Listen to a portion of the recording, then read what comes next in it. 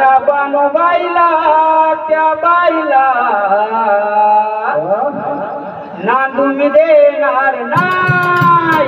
त्या राजा बानुबाईला बाईला नांदून देणार नाही. माझा म्हणते जेव्हा मी तुमचं खपून घेणार ना, म्हणते जेव्हा मी तुमचं खपून घेणार ना. यावो धन्याच्या बानुबाईला बाईला नांदून देणार नाही. यावो धन्याच्या बानुबाईला बाईला नांदून देणार नाही.